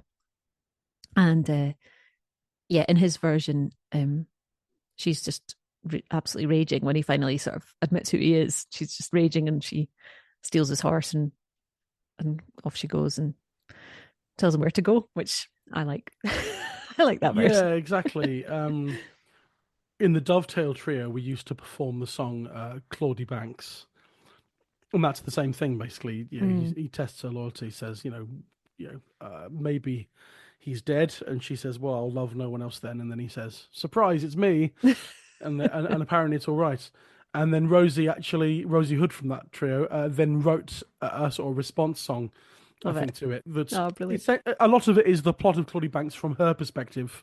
There's an extra couple of verses rather, that gives her sort of her thoughts on the proceedings, and her thoughts on whether this is a good thing or not. That's a song called "The Stranger on the Bank" that's on her album "A Seed of Gold" that came out a couple of years ago.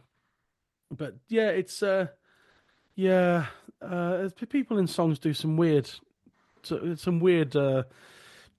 life choices, you know. Questionable life choice, life choices sometimes.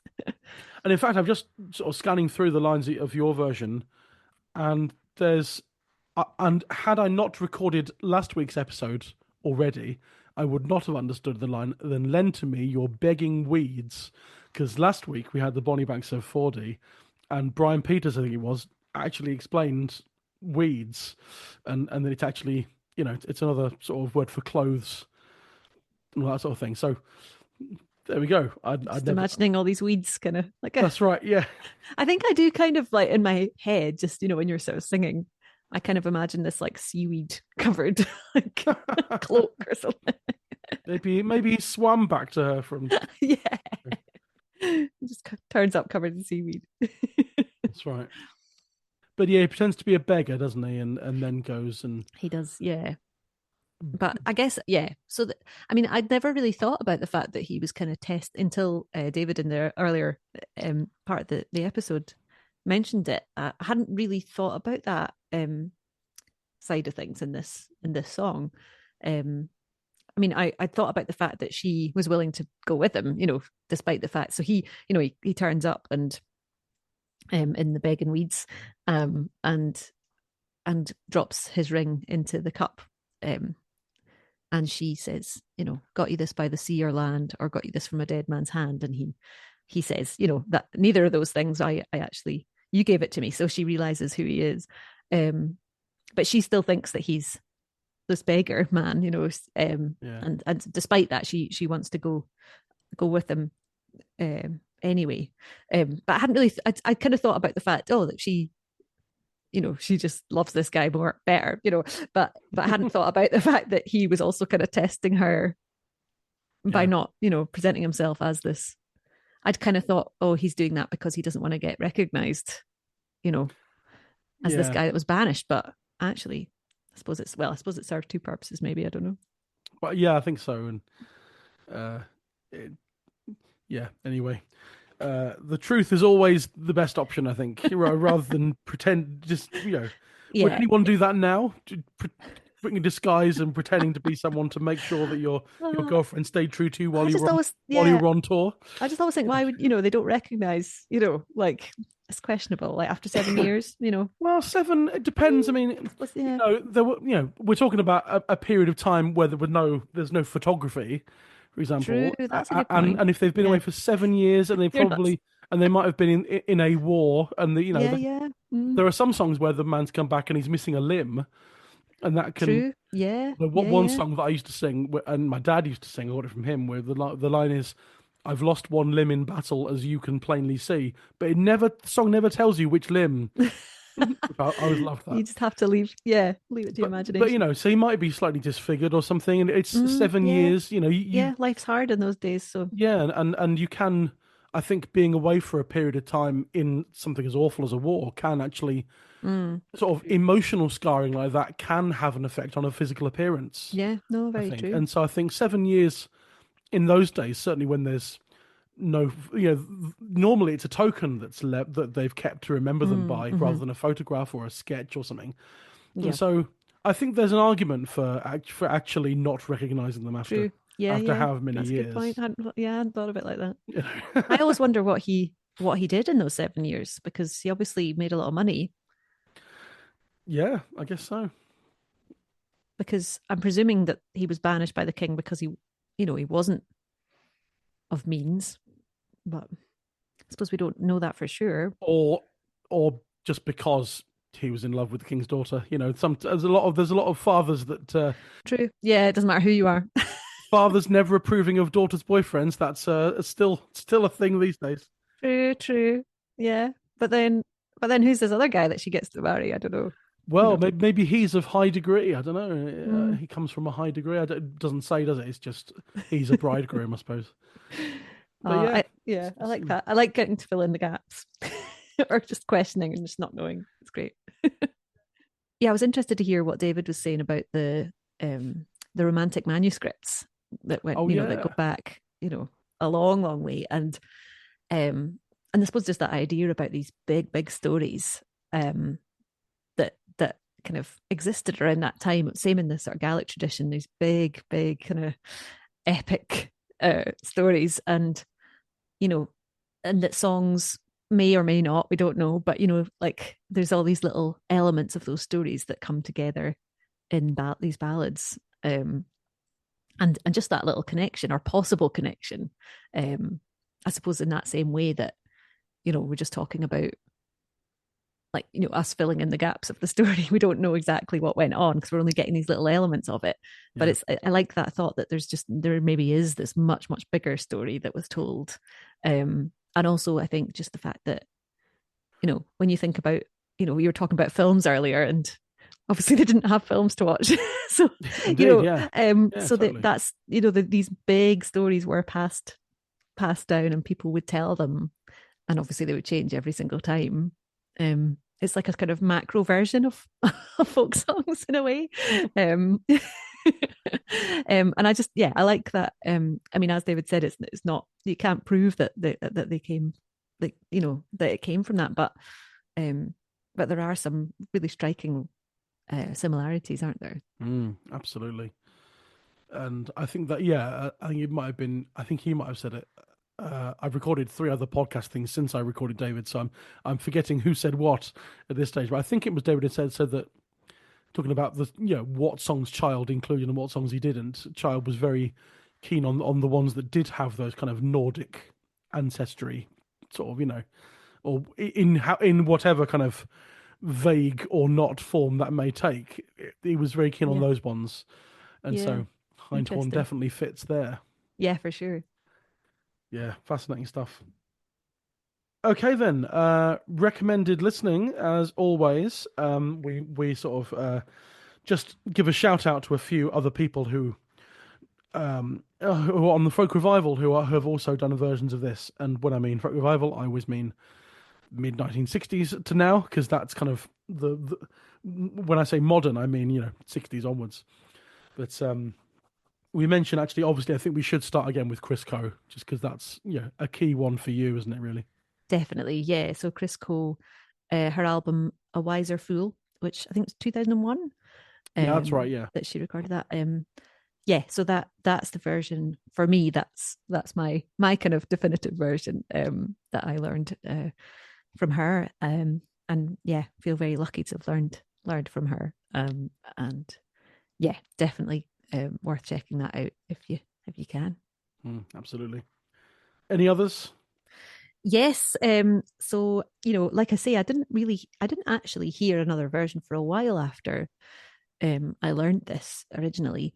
But since then, I've heard just a couple of versions. Maddie Pryor, she recorded a version on her album Flesh and Blood back in 1998.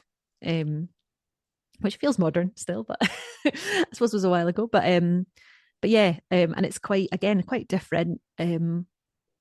It's got quite a kind of like a sort of driving kind of pulse, but like quite a groovy pulse to it, and quite sort of 90s sort of synth vibes, which I quite enjoy, actually, I have to say. I'll have to track that one down. I've not heard that one before, so I'll track that one down. Yeah, I love Maddie's singing. Great! What a great singer, Oh, fantastic! Yeah, and really iconic. Totally, yeah. And for a lot of people, it was her. She was a way into folk music because of Steel Eye Span. Yeah, of course, she's quite a key influence in a lot of people coming to folk music in a way. Definitely, and I think because, like I say, it's I kind of hesitated when you said for me, like my history of folk music, with my upbringing and stuff, because of, like, in one way I'm kind of steeped in traditional music from a young age, but I actually came to some elements of folk music quite a bit later. And I think for me, like, listening back to a lot of the bands of that time, I definitely feel like Maddie Pryor and like the Steel Eye Span, that felt to me like I could relate to that more than maybe other bands of that time. Sure. I've always really liked Maddie's singing. But yeah, so that's another version. And you've already mentioned it a couple of times, but the Spires and Bowden, their most recent album, not their new album, but that's most right. recent, from Fallow Ground from 2021. Yeah, and that's a beautiful version as well. Really, like, again, really upbeat, and for me, it feels like, I suppose those two, like, it feels like they capture the essence of the kind of the slightly more light-hearted nature of, like, the sort of narrative of the song, for me anyway. The story, the action-packed kind of, it's got a lot of energy. And the refrain that they do, I really like, actually, and it's quite different structurally to the one I sing. That's right. I think John in his sleeve notes wrote a very short big ballad. It's one of those, but then they sing quite fast. So it is short. Everything's short if you sing it really fast. Yeah, because I've always thought of it as short, although I said it was long earlier. But I think Ali, at one point when we were recording Alistair Roberts, was like, "Oh yeah, it's a big ballad, that." And then it was like, "Yeah, I suppose it's just that we sing it. It just goes past, at a fair pace." Yeah, you're not mucking around. You're just getting through it. Yeah. Exactly. Excellent. I will recommend some more as well. So going back to Chris Coe again, because the version that she sang on her album that you mentioned also featured on an album 23 years earlier with the band Band Dogs, which is a very influential album of an almost like an early sort of form of the folk supergroup. Anyway, because it was Pete Coe, Chris Coe, Tony Rose, and Nick Jones. Oh, wow. And that's extraordinary. What a combination. And and Tony Rose sang the lead on that one. But nevertheless, on the sleeve notes for Chris Coe's album in 2001, she said that it was one that she had done the work on during a period of, in quotes, intense ballad activity during the late 60s, early 70s. That's brilliant. And we all have periods of intense ballad activity. We do. Yeah, exactly. It's a good way of putting it. But, I mean, Band Dogs is always worth listening to, and anything sung by Tony Rose is worth hearing, so highly recommend that one. Going back slightly in time as well, from Chris Coe, but actually after Band Dogs, Peggy Seeger, the wonderful Peggy Seeger, sang it. A 1982 album with her and Ewan McCall. It's Blood and Roses Volume 3. And I've not actually heard that one, but you can't not recommend something by Peggy Seeger. No, I've learned loads of songs from her recordings. I think she's great. I'm gonna try and get to see her soon because she's about 90 now, isn't she? And she's actually on her what is genuinely the final farewell tour. I think I heard about that. Yeah. So I'm gonna try and catch a gig at some point. It'd be nice. Oh yeah, I've been lucky enough to see her live before. She's brilliant. Yeah, me too. Love her. Brian Peters of this parish, you mentioned Brian Peters a bit. He did it on same year as Chris Coe, actually, on 2001 on his CD called Lines, and that's the same. He's got like it might be a double length verse because the first half of each pair of stanzas is the same melody that you do and Chris Coe did, and then I think he wrote. It does say the tune is half traditional, half made up, and I think he made up that second half. Goes off on a tangent. Yeah. And I like his sleeve notes. He said, Hindhorn makes up for a disappointing lack of bloodshed with an admirable piece of cool from the hero, which finally wins the day. Most of us in Mr. Horn's position... Mr. Horn, that's good. Most of us in Mr. Horn's position would have just gate-crashed the wedding, shouting drunken abuse and got arrested. Brilliant. But yeah, that's very good. And one final recommendation, a shout out to a guest, someone who was a guest on this podcast 5 weeks ago on episode 3 of this season, was for the Earl Brand episode. We had Hannah Martin on, and because she sang that song with the Gig Spanner Big Band. And they have an album coming out next month from when this episode goes out, on the 11th of April this year. They've got a new album coming out called Turnstone, and on there is Hindhorn. I look forward to hearing that. So, and I imagine that's sung by Hannah, and I know that Peter Knight sings a bit. They all sing, but I think it's mostly Hannah that does the lead vocals. Right. I think. Mm-hmm. I may be wrong with that. I haven't seen them live yet, but so it's. I know the song is on there and possibly sung by Hannah. So. That's Chris Coe, Maddie Pryor, Spies and Bowden, Brian Peters, Band Dogs, Gig Spanner Big Band, Peggy Seeger, and the Furrow Collective. Yay. Always mention that one. Right, I think we'll draw things to a close there. This is starting to look like potentially the longest singer guest half of this season, so we'll better wrap things up. And thanks so much for coming on and for agreeing to be on this. This has been fantastic. Thanks for having me. It's such a great podcast series that you're doing. Really, yeah. Thanks. Yeah, I think it'll be of great use to people as well as being very entertaining. Well, here's hoping. Not yet. We'll see. We'll see. Not yet. No, it's not very entertaining yet, but it will be at some point. Once it hits its stride, round about the Roud 700 mark. Yeah, I'll get there. Yeah, when I'm in my late 50s. So we'll see. Anyway, so. We're recording this in advance, but I should have got you to prep this beforehand. But pretend that today is the 2nd of April, and what gigs or projects have we got coming up? Where can people see you? I've got a couple of gigs this month, April. with my longtime friend and collaborator, Lauren McCall.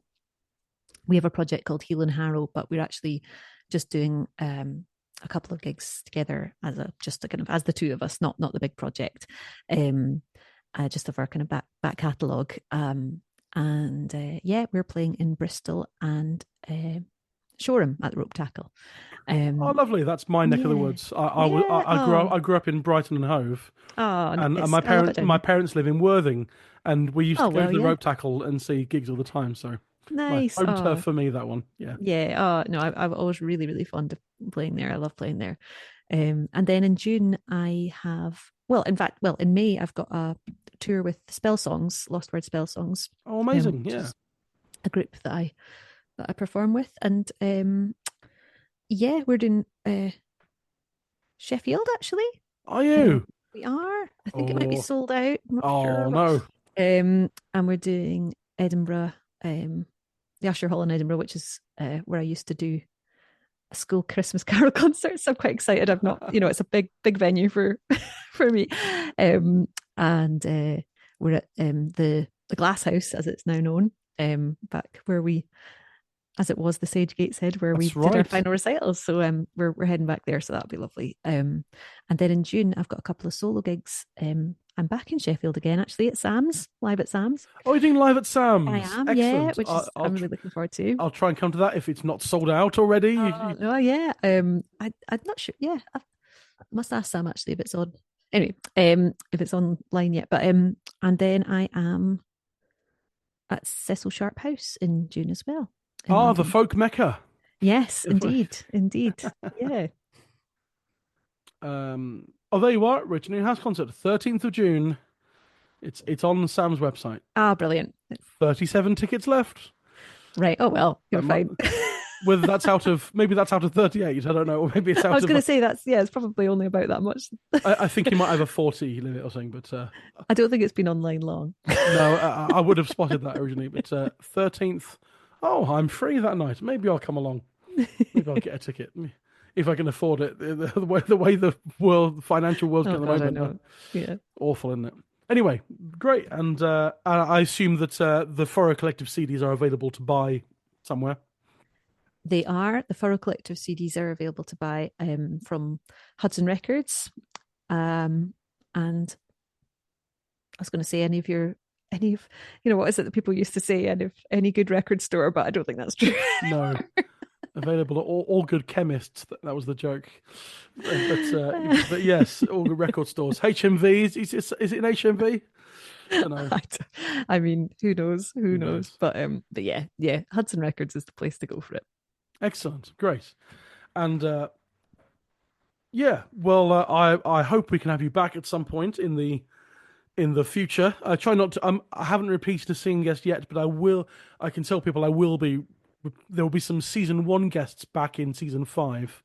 Not all of them, but I know that when we come to season 5, there's 2 guests from season 1 coming back because I really want them to talk about particular songs they've got. But so won't have you on this year probably again, but certainly we'll at some point we'll go through some Roud numbers and look at what I'm going to come to in the next few years and see what comes up, and see how we can sync it up again. But it'll be marvelous to have you on, or even on the Patreon, because on the Patreon we do the main strand of the Patreon is a Singer's Choice mini season where I get one singer guest to pick to do 3 episodes, and the song choice for all 3 is their choice. Nice. Oh, that sounds good. So you could pick 3 songs from anywhere in the Roud Index, or 3 songs from your back catalogue, but they can be from anywhere in the Roud Index.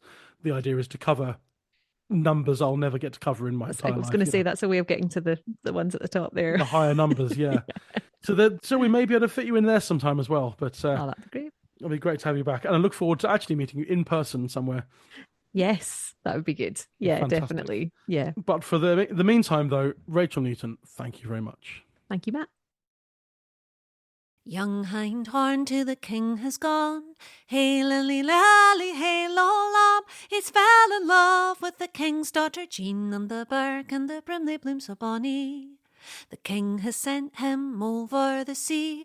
Hey lily lally, hey lollam. For 7 long years in a far country, and the birk and the brim they bloom so bonny. So she gave to him a gay gold ring, hey lily lally, hey lolam, with 7 bright diamonds set therein, and the bark and the brim they bloom so bonny. If one day this ring grows pale and wan, hey lily lally, hey lolam, it's then that you'll know that I love another man, and the bark and the brim they bloom so bonny. One day his ring grew pale and wan, hey lily lally, hey lolam, and it's then that he knew she loved another man, and the bark and the brim they bloom so bonny. So he's left the sea for his own land, hey lily lally, hey lolam, and there he met with an old beggar man, and the bark and the brim they bloom so bonny.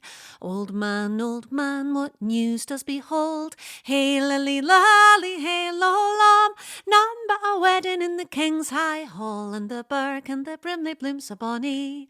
Then lend to me your begging weeds, hey lily lally, hey lolam, and I'll give to you my good grey steed, the bark and the brim they bloom so bonny. Now when he's arrived at the king's high gates, hey lily lally, hey lolam, he's begged a drink for the bridegroom's sake, and the bark and the brim they bloom so bonny. So she gave to him a glass of wine, hey lily lally, hey lolam, and when he drank it he dropped in the ring, and the bark and the brim they bloom so bonny. Got you this by the sea or land, hey lily lally, hey lolam, or got you this from a dead man's hand, and the bark and the brim they bloom so bonny. I neither got it by the sea nor land, hey lily lally, hey lolam, but you gave it to me with your own fair hand, the bark and the brim they bloom so bonny. Then I'll take off my gown of red, hey lily lally, hey lolam, and along with you I'll beg for my bread, and the bark and the brim they bloom so bonny. You need not leave your bridal gown, hey lily lally, hey lolam, I can make you the lady of many's the town, and the bark and the brim they bloom so bonny. Her own bridegroom might her have wed, hey lily lally, hey lolam, but Hindhorn had her first in the bed, and the bark and the brim they bloom so bonny. That was Rachel Newton singing Hind Horn. And that brings us to the end of the episode. What did you think? What are your thoughts on the song? I'd love to hear from you. If you'd like to get in touch, feel free to drop me an email at intheroud@singyonder.co.uk or visit the podcast on various social media platforms. We're on Facebook, Instagram, Threads, Twitter still, and Blue Sky. Just search for In the Roud, a folk song podcast. If you're enjoying the podcast, I'd very much appreciate it if you'd give us a little rating and review on wherever you get your podcasts. It only takes a very few seconds, but it's a major help for me, and the sort of spread of this podcast really helps us to reach a wider audience. On places like Apple Podcasts, that's a rating out of 5 and a review. On YouTube, it's the like button and the comment section. And please do subscribe as well. That very much helps the podcast stats. If you feel so moved to support the podcast financially, then please do head on over to patreon.com/intheroud, and there you can sign up for either £5 or £10 per month and receive regular bonus content. Even if you don't want to hear the bonus content, that's the place to support the podcast. We've just finished a Singer's Choice mini-season with special guest Rachel McShane. We looked at the songs Green Broom, Plume and Laddies, and The Gardener. Coming up this week on Patreon, I'm joined by the creator of the Roud Index himself, Steve Roud, for a discussion on broadsides and how they relate to traditional songs. Sign up to hear this and more at patreon.com/intheroud. In the Roud is a media partner to Veteran, the traditional music label. Although this week's song doesn't currently feature on any of their releases, you can find details of their extensive catalogue on their website, veteran.co.uk. One last huge thanks to this week's guests, David Atkinson and Rachel Newton. Join me next week for episode 9 of this season. We will be looking at Roud 29, which is Child Ballad number 18, Sir Lionel, aka Bold Sir Rylus. On the history side, I will be joined once again by Brian Peters, and my singer guest will be John Wilkes. Until then, that's it from me. Stay safe, be well, and I'll see you next time in the Roud.